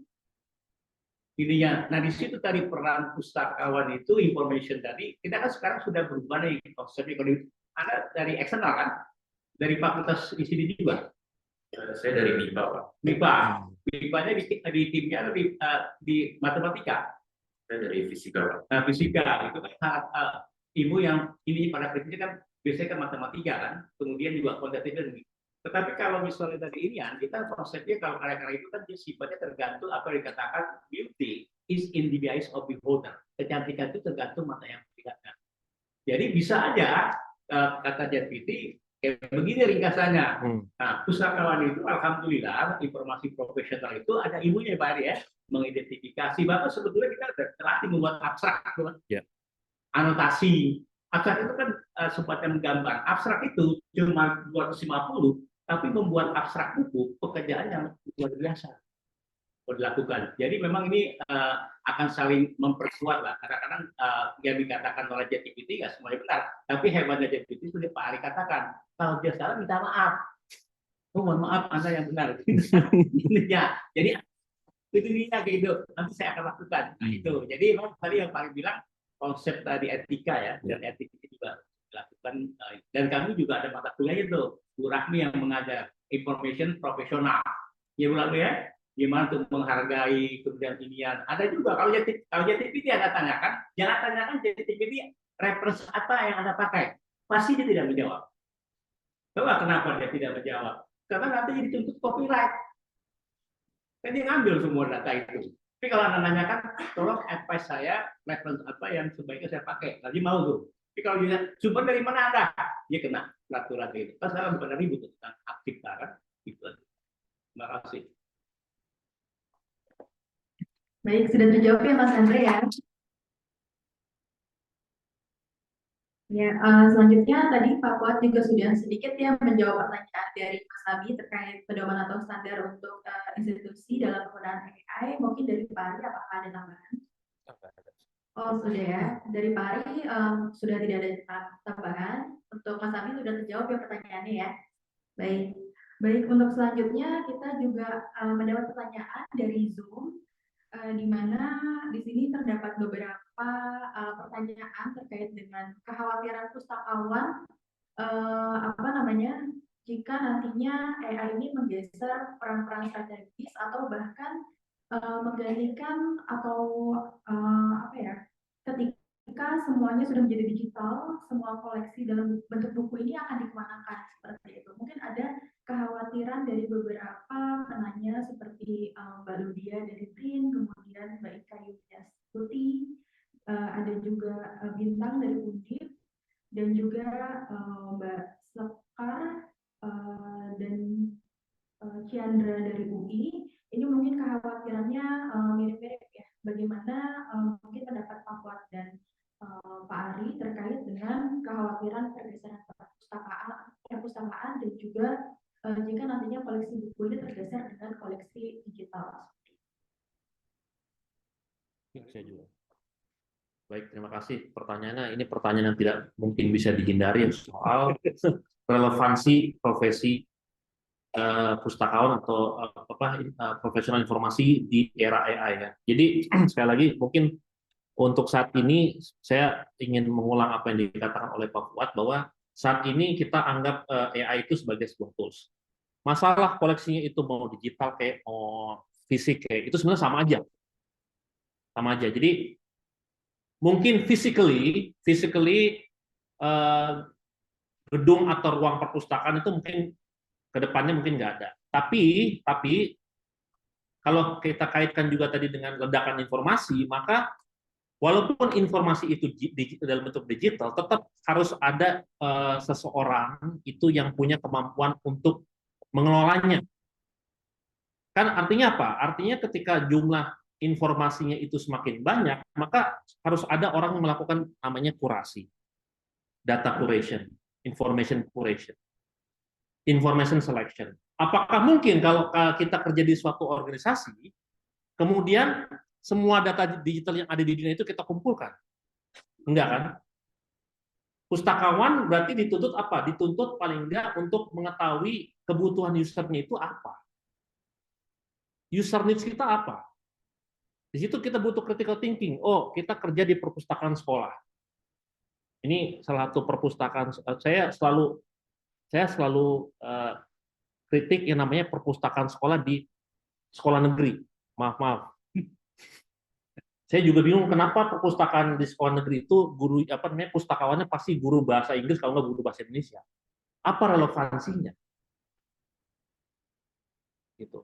Kan harusnya kalau kita melihat merujuk kepada school librarian di luar, penghargaannya kan tinggi ya. Artinya yang dipekerjakan di situ adalah emang orang-orang yang punya background library science. Karena apa? Karena mereka adalah orang-orang yang diharapkan punya deep thinking, critical thinking, dan bisa menilai user needs di organisasi saya ini apa. Kita nggak akan bisa menyerahkan ke AI, tolong dong pikirin ini di sekolah ini orang-orang ini butuhnya informasinya apa aja sih.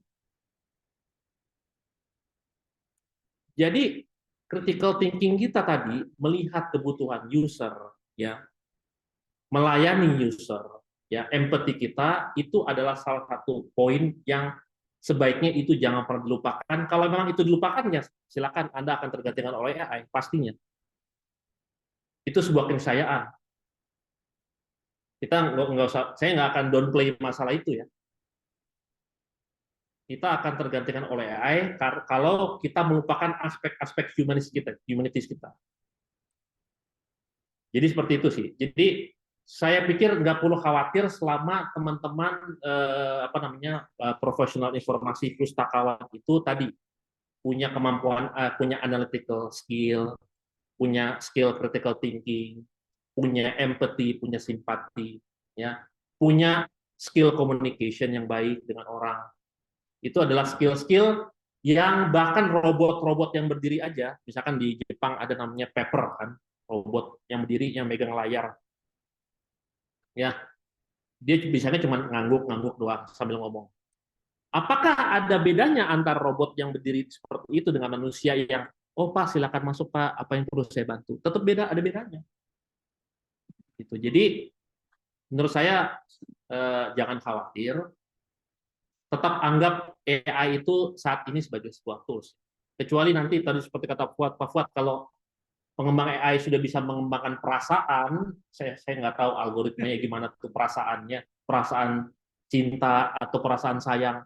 Silakan, saya nggak tahu bagaimana menerjemahkan rasa sayang ke dalam kode-kode angka biner gitu ya. Sangat sulit sekali ya. Semoga itu tidak terjadi ya. Kalau itu terjadi mungkin ya memang the ends of human berarti. Gitu. Oke. Mungkin itu jawaban dari saya.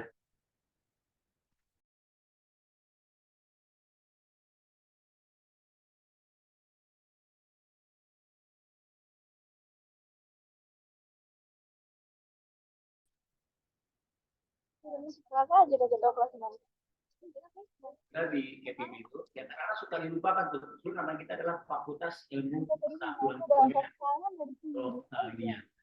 Jadi ini, ada novel, judulnya The New Brave World. Jadi hebat tuh. Jadi kalau hebat ininya, ketika orang belum di bulan, karena fiksi sudah ada di bulan kan, dan jadi inspirasi. Fisika memikirkan kan gimana proses tarik menarik gravitasi dan sebagainya kayak gitu kan. Jadi sebenarnya ilmu itu sekarang pada prinsipnya tidak bisa lagi hanya mandiri. Pengembangan di kementerian sekarang namanya sudah transdisiplin, bukan hanya interdisiplin.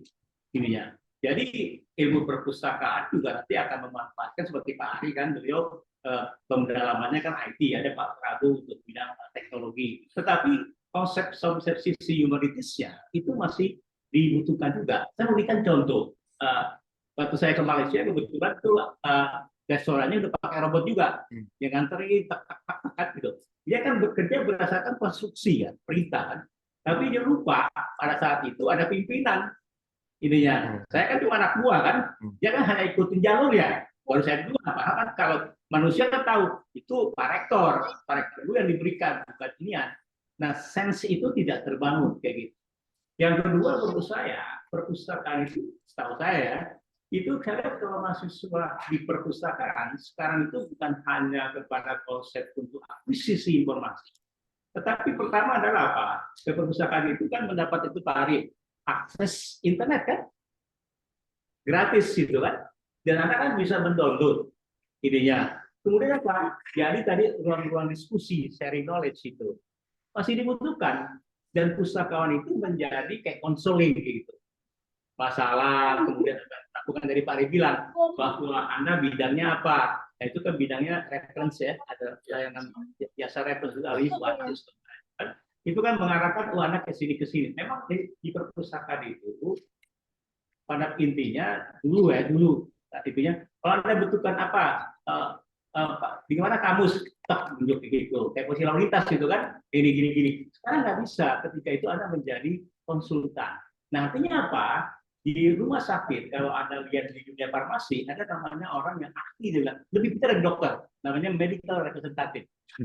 Dia yang akan mengajarkan dokter, dok, ini obat terbaru, kayak gini, dipakai dan sebagainya, itu namanya medical representative. Dia perwakilan dari perusahaan farmasi. Nah, nanti di perpustakaan itu artinya Pak harus rajin membaca. Kayak gitu. Nah, masalahnya kita ketemu kadang-kadang salah satu masalah di kita kan juga malas membaca tuh. Kayak gitu lakukannya. Nah, tadi sudah diperhatikan. Tadi konsep information deprivation terjadi karena untuk tingkat perusahaan-perusahaan besar yang mengendalikan Anda.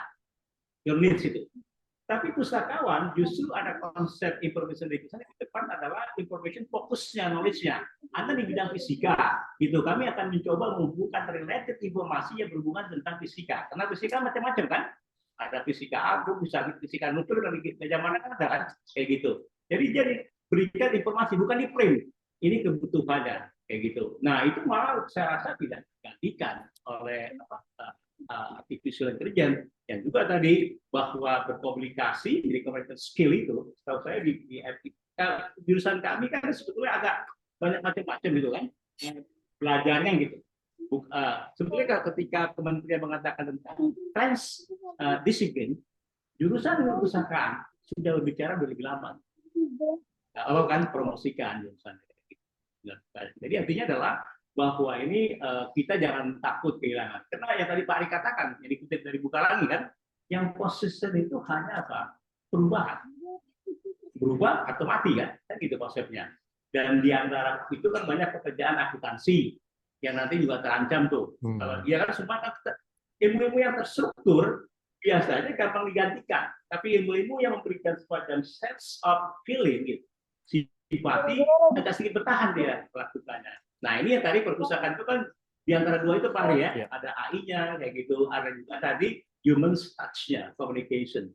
Enggak, Pak Ari katakan ketika ada ini orang datang, ya kami akan welcome. Sehingga ruang-ruang itu juga dibutuhkan untuk konsultasi, kemudian juga diskusi. Saya termasuk besar untuk bicara diskusi itu untuk di perpustakaan.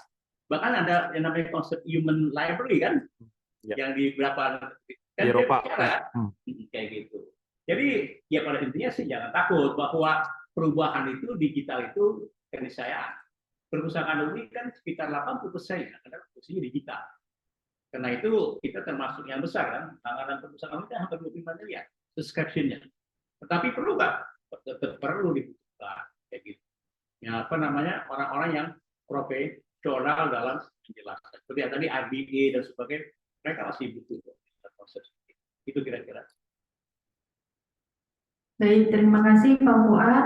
Berikan aplaus mungkin untuk Pak Fuad.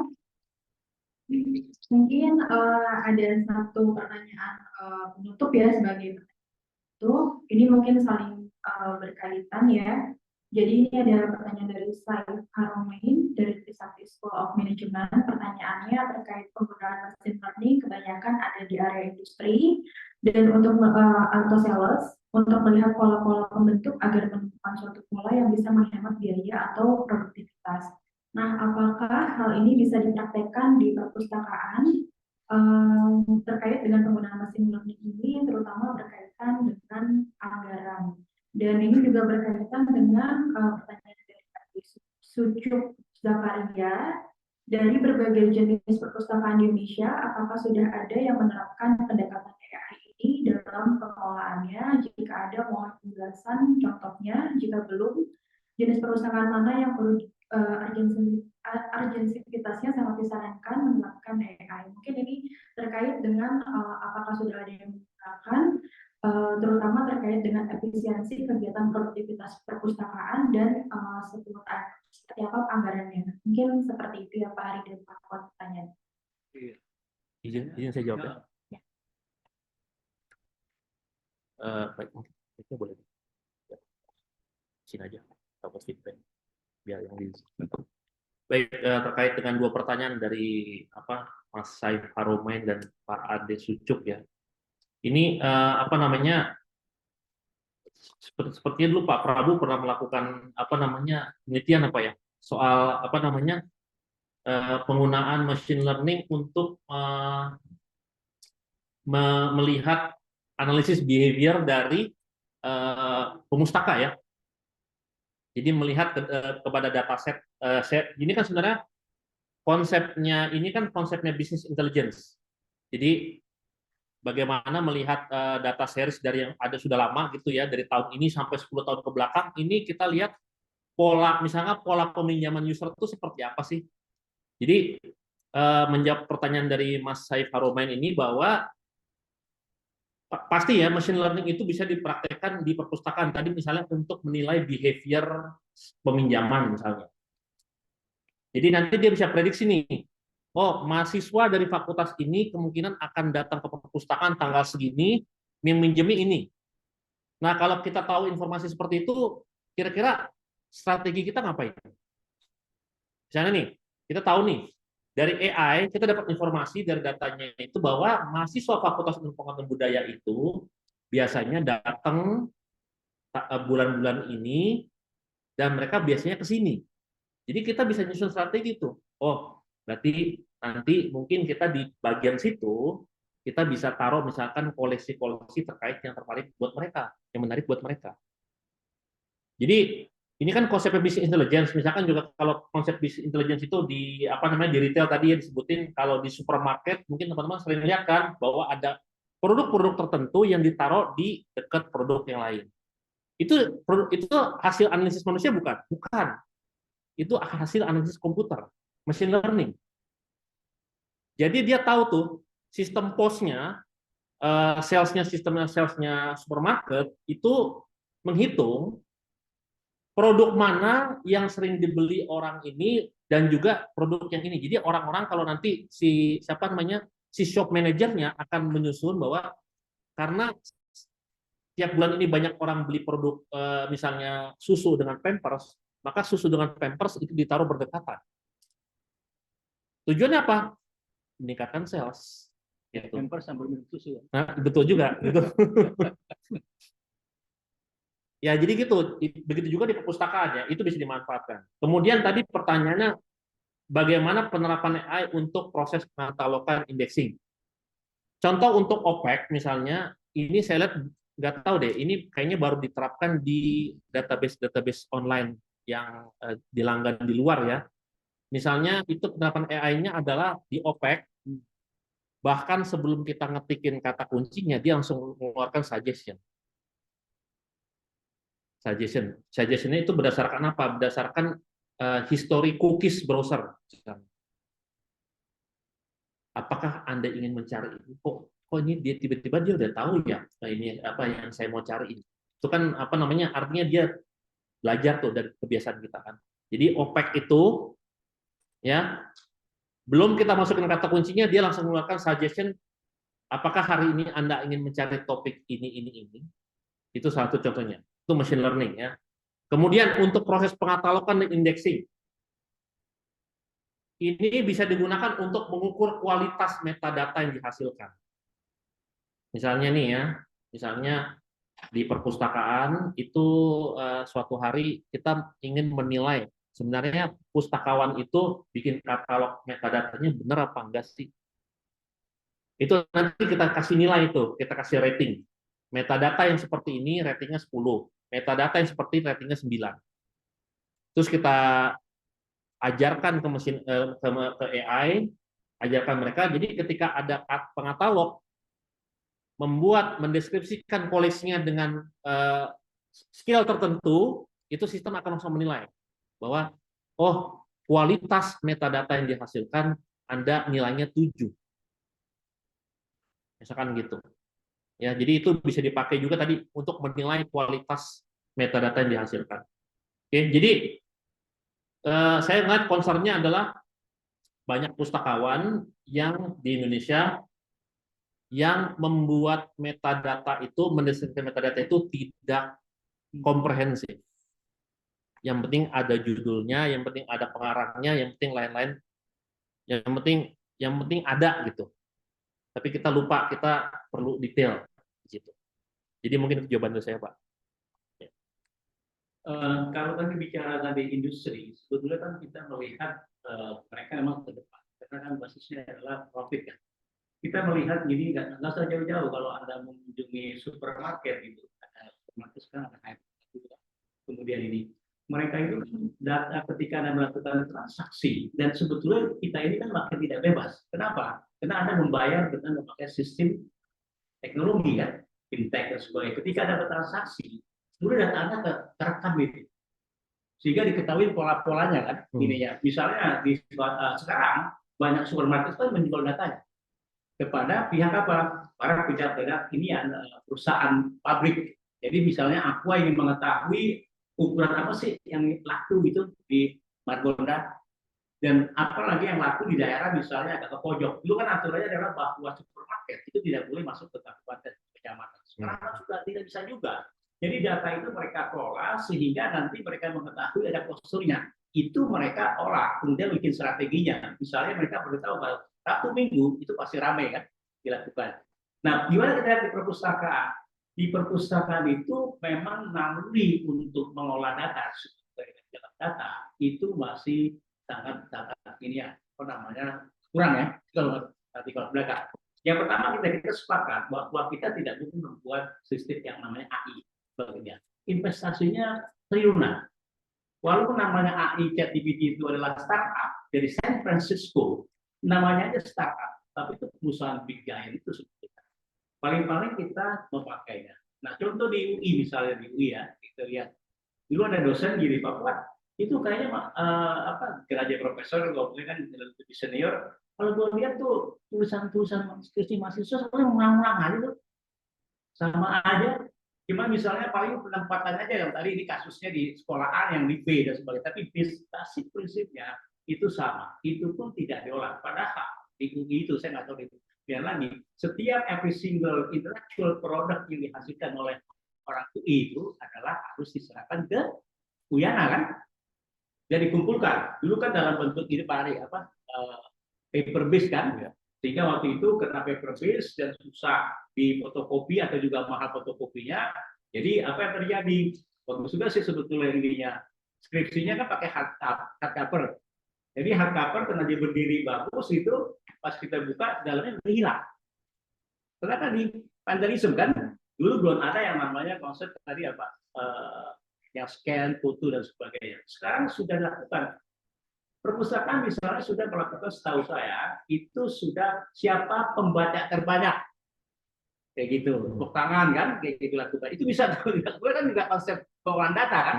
Tetapi kan dia harus mengidentifikasi sebetulnya trennya apa yang paling dibaca kayak gitu. Mahasiswa mana yang sering mengunjungi perpustakaan. Ini ya, kalau ada tempat perpustakaan itu ada semacam kelompok kan yang ngumpul di dulu Starbucks, di sekarang namanya apa?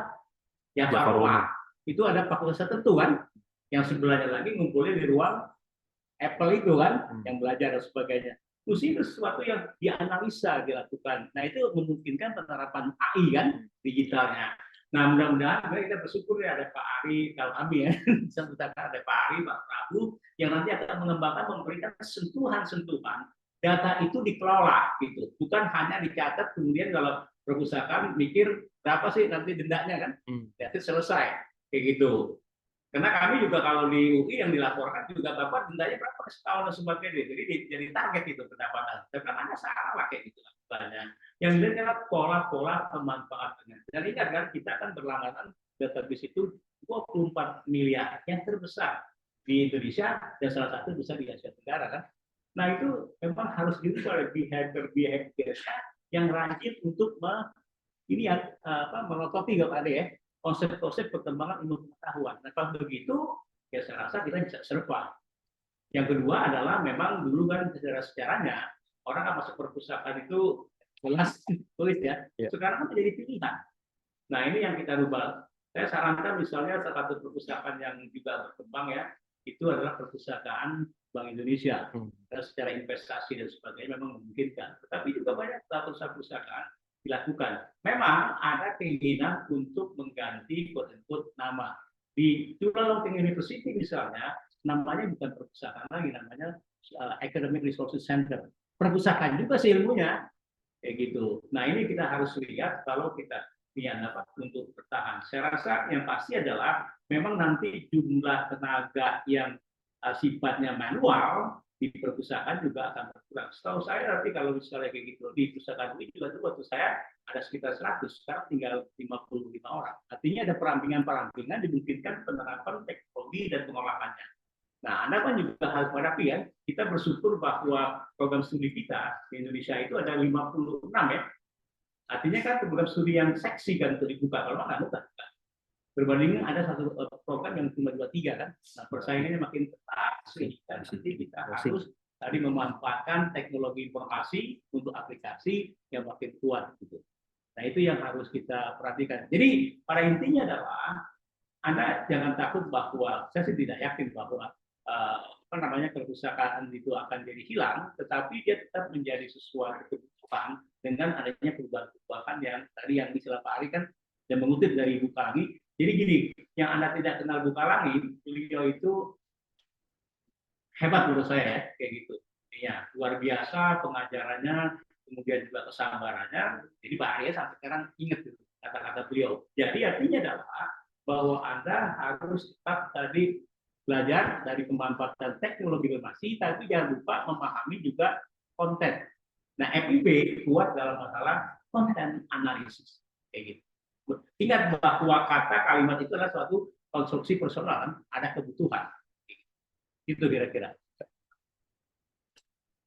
Baik, terima kasih Pak Fuad. Mungkin kita berikan aplaus dulu untuk Pak Fuad.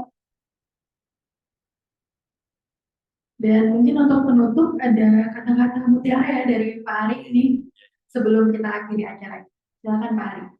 Oke, terima kasih Mbak Afi. Jadi mungkin ini closing ya dari saya bahwa kaitannya dengan apa namanya, terutama untuk teman-teman mahasiswa program studi ilmu perpustakaan, bahwa mungkin masih ingat apa namanya Five Laws of Library Science dari Ranganathan.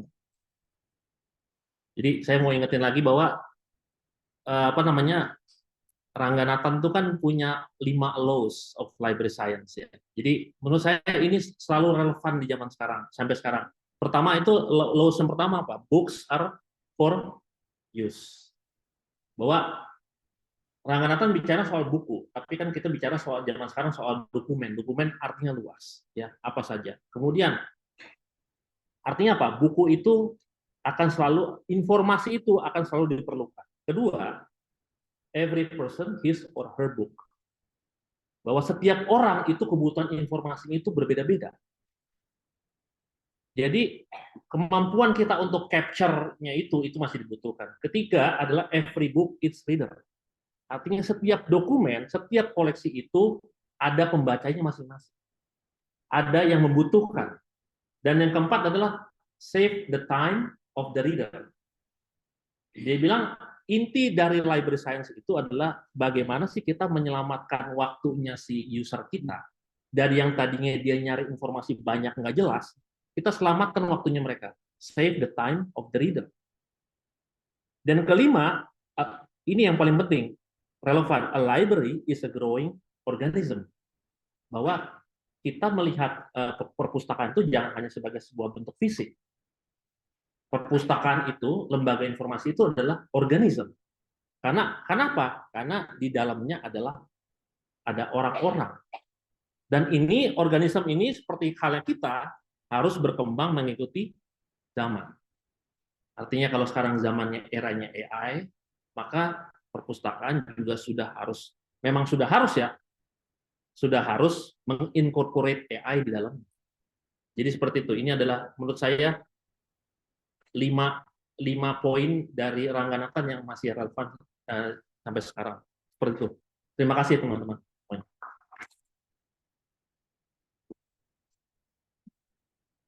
Baik, terima kasih banyak Pak Ari untuk kata-kata mutiaranya untuk mengakhiri sesi kuliah umum kita pada hari ini.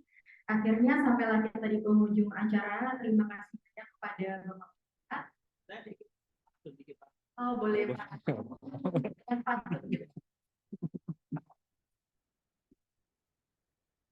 Beli petasan, ketemu Aura Kasih. Sekian Pak. Sekian, terima kasih.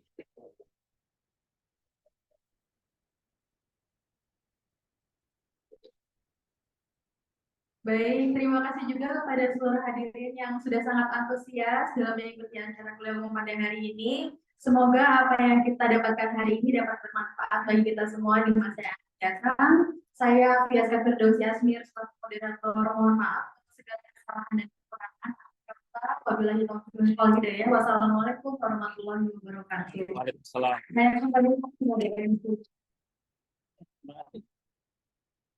Terima kasih Bapak, terima kasih banyak.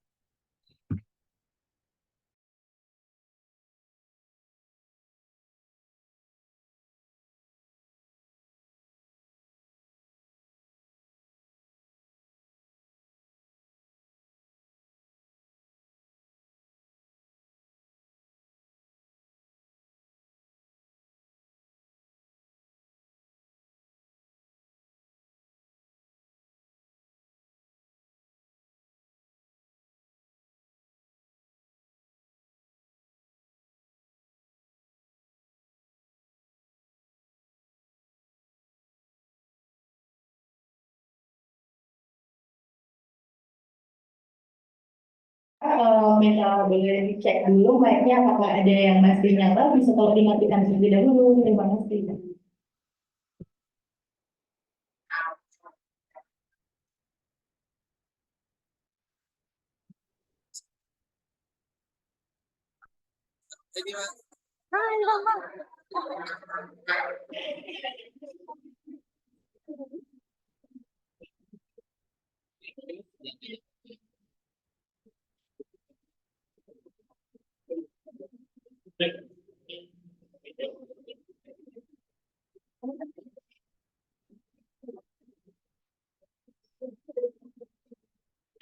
Baik, bisa dulu karena tadi mikrofonnya ada masalah feedback gitu ya. Teman-teman boleh duduk sebentar, kita akan segera menutup sesi kuliah umum pada pagi hari ini. Terima kasih banyak kepada Dr. Fuad Gani SSMA dan Bapak Ari Nugraha SUMTI yang telah memaparkan materi yang sangat luar biasa menarik dan juga sesi tanya jawab yang sangat menambah wawasan kita pada pagi hari ini.